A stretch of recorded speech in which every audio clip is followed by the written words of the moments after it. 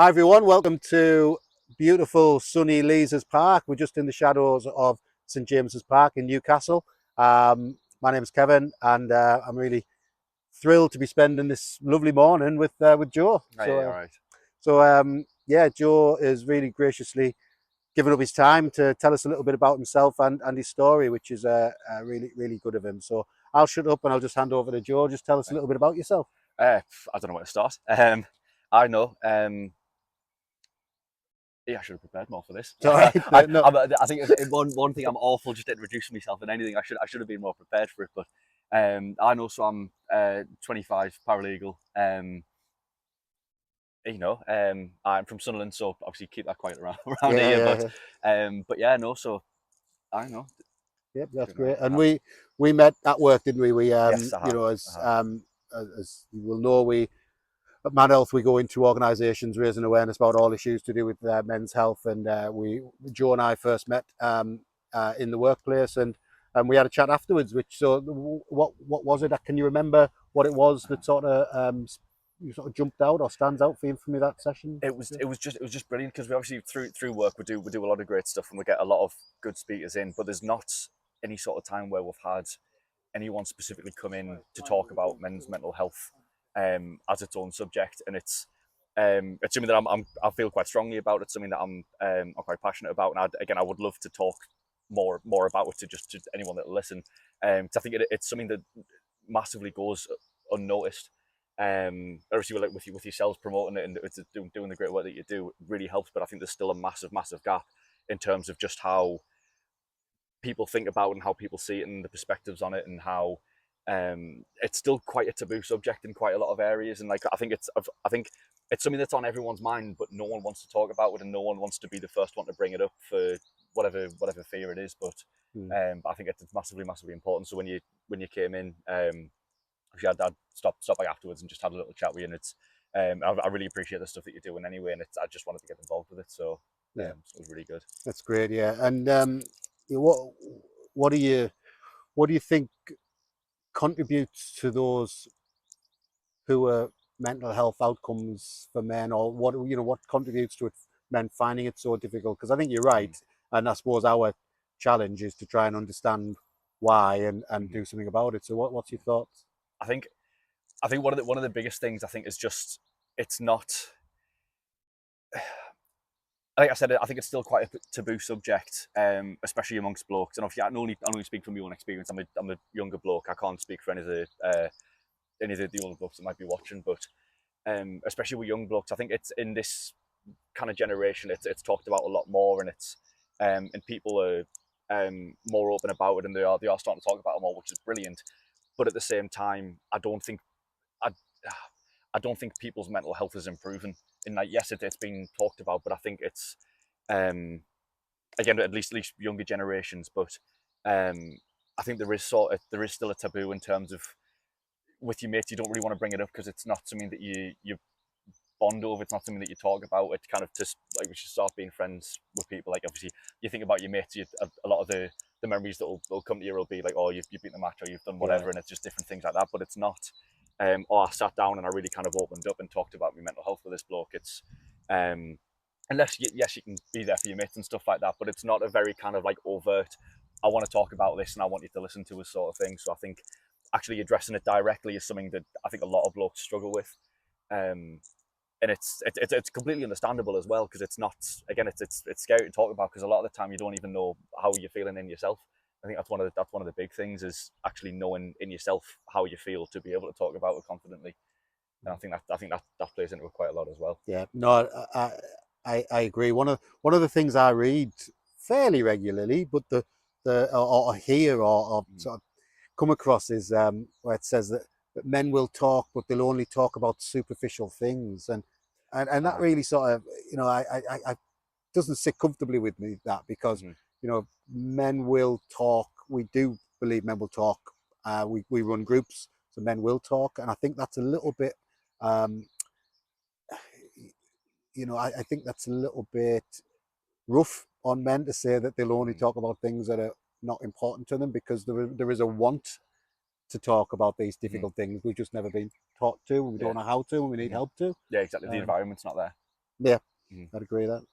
So that's great. So yourself, Joe, tell me like a little bit about your story, because we talked a little bit after the session, didn't we? And Mhm.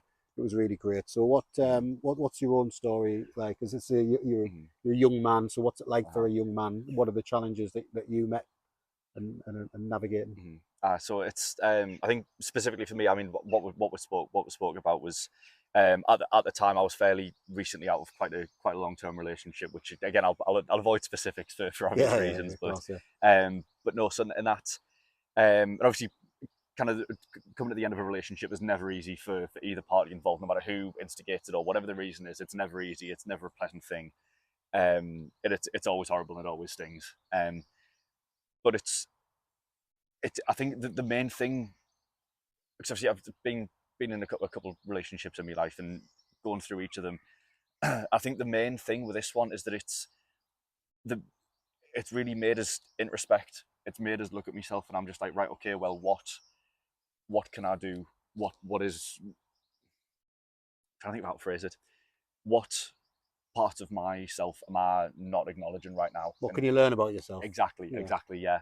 So what can this teach us about myself? What can I learn from this? And in terms of, and again, because obviously you're a young lad for however long, you just kind of you get out of a relationship, you start feeling sorry for yourself, and you're sitting a little bit, and then you just move on, and it is what it is. But it's Did he, Joe? Can it's I'll just jump in there I mean because that again from your own yeah, experience, yeah, it has been in the past, just but because the stereotype mm, is probably unfair, and I think this mm, feeds into what we were just talking about. uh-huh, That relationships break down for many a reason, and yes, often no fault on anyone's part. mm-hmm, Often there is mm-hmm, fault, but it tends to be the stereotypical view of women really sort of crying mm-hmm, ice cream, watching Bridget Jones, yeah, that type of stuff. But but it hurts for men as well, mm-hmm, and I just absolutely, sort of it mm-hmm, maybe that doesn't get the recognition or uh-huh. attention it deserves, because it does hurt. It does it stings a lot, and it's and again I say that, and again you're completely right. It massively stings. I think men stereotypically, I think there's a massive thing about masculinity and having a brave face and pushing forward and just moving on and just kind of stealing yourself and pushing through it. But it's like if you're pushing through, you're kind of grinding yourself away on it, and it's not you're not giving yourself the space to actually feel what you're feeling and process the grief of a relationship ending, because it is a grieving process. It's an entire part of you. It's an entire part of your identity that you lose, and it's difficult to come to terms with, especially just kind of again whatever circumstances it is. It doesn't really matter because it's always going to hurt. Um, and it does take a long time as well. And obviously everyone processes things differently, but it takes a long time and a lot of strength to be able to sit down and actually go through it and process it and come out on the other side. No one comes out unscathed on the other side, no matter how much of a brave face you put on or how whatever sort of like masculinity you feel Mm. like you've got to project or present to say that you feel fine. Or again, if you're talking to your mate and that's, oh, how are you doing? Say, oh, I'm all right, I'm fine. It is what it is, and it's just like, but you don't have to be. Like it's not something that you have to be. And do you think, just I don't want to put words in your mouth, but Oh, do you know what does pride come into that? It I think that's part of. I think masculinity means a lot of different people, a lot of different things to a lot of different people, and I think pride is absolutely something that comes through for quite a few people. And again, just saying, oh, I'm fine, and just kind of putting on a brave face, and you don't want to admit that you hurt. You don't want to be vulnerable. You don't want to open yourself up, because again, I mean, you've literally just come out with something where you've been vulnerable and it's hurt you. So the very next thing good that point. you're gonna want to do is not to be vulnerable. You want to close yourself off. You want to again have your pride. You want to have your front up. You want to have your brave face on, and just want to push through, because coming straight out of that, the first thing in your head is, well, I can't be vulnerable because the last time I was vulnerable, I got hurt. And obviously that I think that's massively. I think pride does come into that quite a lot. Yeah, Yeah. so you're potentially asking this typically um, hard to get vulnerable group to be Mhm. vulnerable, possibly twice, possibly three Mhm. times. Uh huh. Yeah, never thought about it like that, but yeah, it's true, isn't it? Mhm. So how did it? Do you mind me asking how did how did you the sadness, the hurt? How did that manifest itself with you? How did you cope? I suppose is the question. Um, I think it was a lot of numbness at first. It was just very numb. It was just very much, all right. I'm in this situation now. I just kind of need to sit with it for a little bit and just like, right, okay, well, it's difficult to explain. Because you feel a lot of different emotions, and I think that's one of the hardest things is that you feel so many different things, and it's hard to pick out everything. And I think because you go from sadness to anger to vulnerability to frustration to confusion to and all everything under the sun, and it all goes round again, and everything's swirling around in your head, and obviously your emotions are massively tied to how you feel physically, so you don't feel right in yourself, and it just kind of it just messes with you massively in every single aspect, and it's so difficult to kind of get a rein on it and just calm things down. So I think it was massively difficult, but I think one of the main things that helped was actually just kind of sitting with it and just giving myself the space and the time to identify what I was feeling and just sit down and be like, right, I'm feeling a little bit overwhelmed at the minute. It's obviously it's a big thing that's happened. I just need to sit down and just process it and even if it hurts, I just need to feel it and just let it run its course.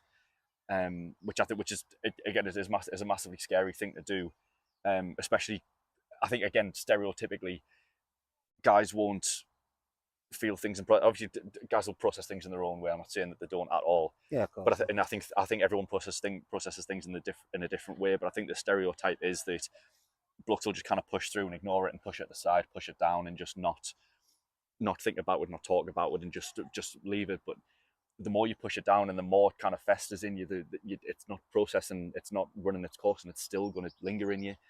And I think I'd realised that, and I was like, right, well, I need to sit down and just let it run its course, and at the very least, just say what I'm feeling, and just like give myself the space to say, like, you know what, actually, it's fine to feel that way, and it's all right, and there's no pressure to feel a certain way. You just feel what you feel. That that's an amazing progressive attitude, isn't it? It's a really how did you come across that? How did you learn? Or do we learn that? I don't know, because maybe you learn that as you get older, but you're relatively young. That's a massively important lesson that you've taught yourself.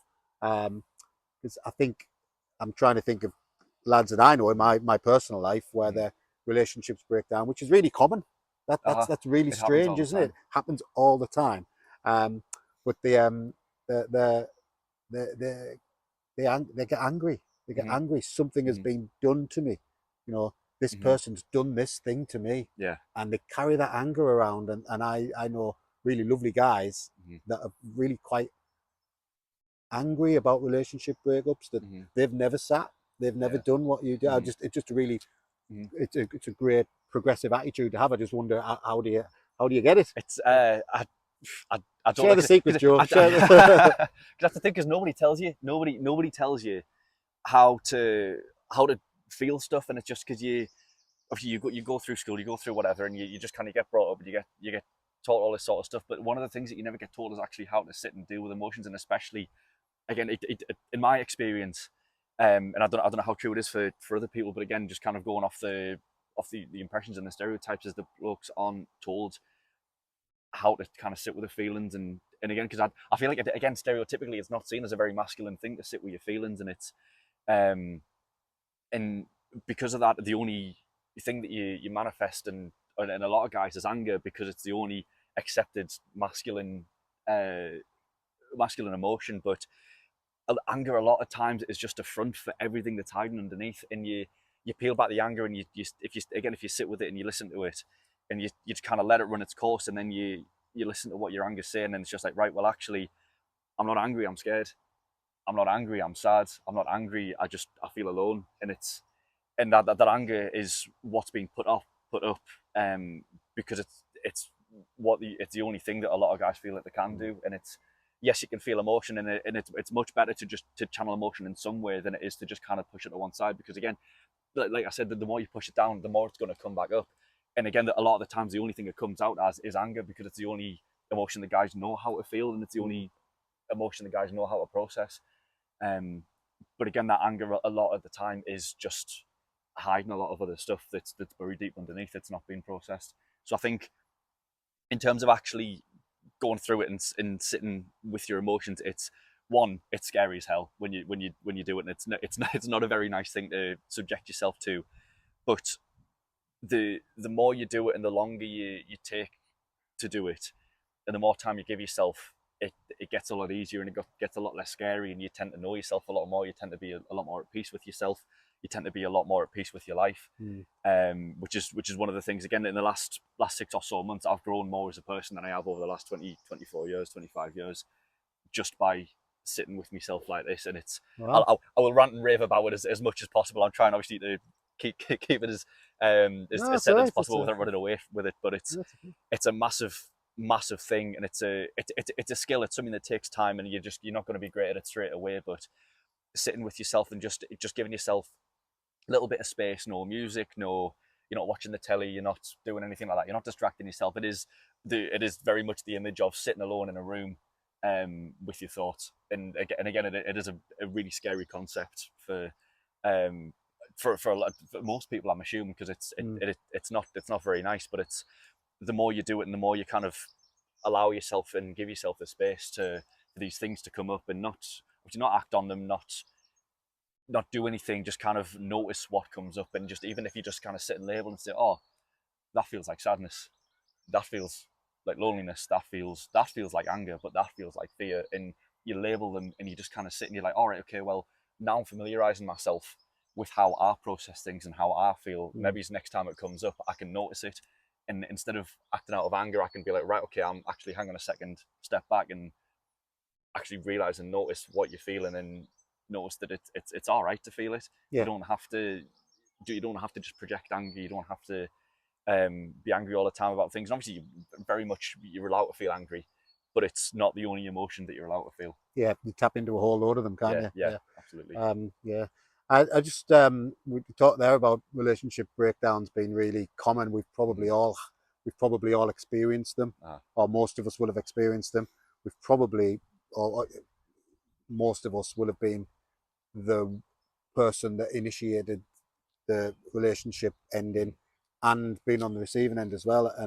And it's just interesting to me that it's so common, so normal, so universal almost to most people, that we still find it really difficult. There's still elements of things like shame attached mm-hmm, to it, when it's the most sort of normal process you'll ever go through, really, because everyone will go through it. mm-hmm. Um, and I don't know. I just think is there lessons in there to learn from the fact that everyone that we're trying to keep our feelings Mm-hmm. from has gone through it. So It, what's yes, why can't we bridge the two? I suppose that's it. it's a really brilliant point, actually. Yes, just 100%. Because again, one of the things, because shame is again a massive thing that comes with, but I mean, you're going to feel shame through some of your life at some point.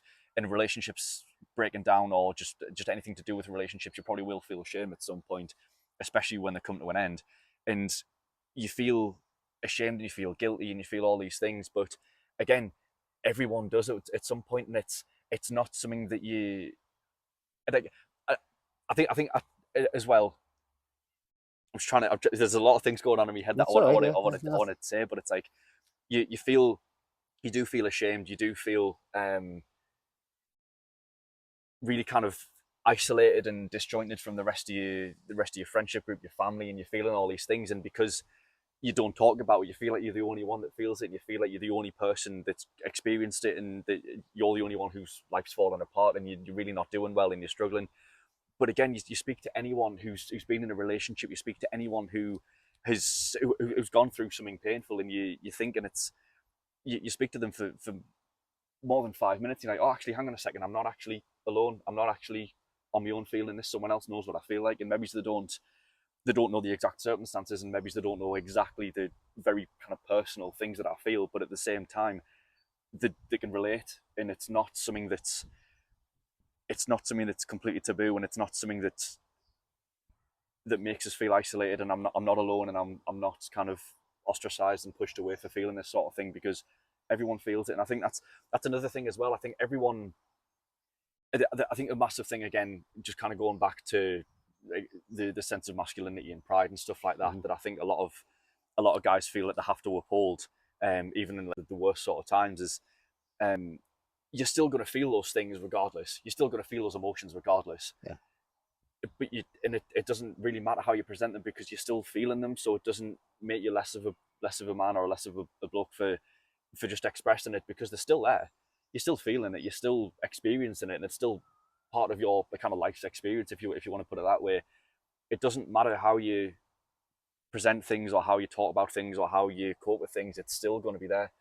So you might as well just be honest with yourself and be honest with other people, because again, in my experience at least, being honest with myself, I've developed so much more self-respect by just kind of not lying to myself about stuff, and not Wow. being like, oh, I'm angry about this or I'm sad about this. It's just actually, I'm scared. I'm I feel lonely. I feel alone, and it's massively liberating as And it's well. okay. Yes, Yeah. it is. It's Yeah. massively, Yeah. massively okay. It's completely fine, because like you said, everyone goes through and everyone feels it.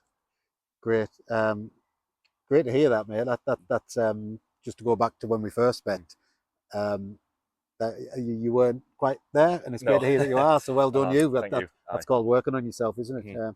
it? So who did you reach out to, Joe? Who did you open up to? Who were your support? Me mate, me flatmate. First of all, he was because I think he was kind of very much he was very connected to the actual relationship himself. He knew a lot of the details about it. He knew kind of he knew both parties. He knew kind of what went on, and he was so he had an understanding about kind of what had happened. And obviously, I live with him. I speak to him all the time, and it's and we are quite open with each other, which is I'm very lucky for. He's a brilliant guy. We are quite open with each other. We talk about things quite a lot, which is great. Great. So him definitely, and then from there, my wider friend group, obviously all the guys that I know, just and again, I think I'm really really lucky to have a group of guys who I can talk about stuff like that with, because I know a lot of people don't have that luxury, and a lot of people don't have the um, I think a lot of people will have the support, but I don't think they've got Trusted support. the environment, the trusted support to be able to open up in the way that sometimes you need to. Um, so yes, me mates absolutely have been a complete lifeline in terms of, because yes, I've done a lot of the stuff myself. I've been, I've worked on myself. I've done all that stuff, but you're always going to have your mates, and when it does get too much, they're always there, and they're always going to be there. And it's just like like I said before, you go to the match with them, you do whatever with them, and you go for a pint, whatever. But at the same time, that bond is still there. Just because you go to the pub and you just chat about whatever for however long, and you go home, and it's just, and that's that. And it worked, and it's a great friendship, and you trust each other, and you spend the time with each other. There's absolutely no reason that you kind of just speak to them and say like, oh, listen, like, lads, I'm just not feeling 100%. And that sorry to No, no, no, jump, go and for it. this is we Uh-huh. want to hear from you, we don't want to hear from me, Uh-huh. but that's why I've got an issue with Mm. blokes only talk about superficial things, because those Mhm. superficial chats are Mhm. massively important, Yes. and Mhm. that's the issue I've got with that. So Uh-huh. I'll shut up and No, go back to you. no. I mean, just on that, it's just yes, because even if they are superficial things, even if it is just going to the cinema, I've got just talk about them. I'm seeing the match. I don't even follow the footy, but it's like a very very stereotypical thing. But at the same time, you've got these things, you've got these topics that you talk about with the lads, but at the same time, it's your things. It's your things that bind you together, and it's your things that's like the basis of your friendship. It's common ground. It's things that you've grown up with each other with, that you can bond with. And I think with guys, kind of in my experience anyway, guys are very easy to bond with when they've got common ground. But guys are very Mm. easy to get on with. You talk about something, you bring something up, no matter what it'll be. And if someone says, oh well, I've I like the same thing, or I've played the same game, I follow the same footy team, instantly you connect, and there's a connection there, and it builds off that. And yes, it might seem superficial on the surface, and it might just seem like you're chatting about the same thing every week, or it doesn't, on the surface it doesn't look very deep, but it's what goes on. It's what goes on in you, and it's the very kind of quiet understanding and respect that you have between guys, Yeah. that you're there for each other, and you've got each other, and it's not very spoken, and maybe it would be better if it is spoken out loud every now and again, Mm. but it's a very unspoken thing of, I've got you, and you don't have to worry about it. Like I'm here for you. You know, I'm your mate. You know, like we've got you, and that goes obviously for the whole group or whatever mates you've got. And it's just so again on the superficial thing. Yes, it might look superficial on the surface, but it absolutely isn't. I'd agree. Yeah, there's a certain levels of information, isn't there? And your feelings, your emotions, your hurt, Mm-hmm. those important things, your mental ill health, if that's what it is, whatever it is, those are really core pieces of information that you're not going to give to anybody.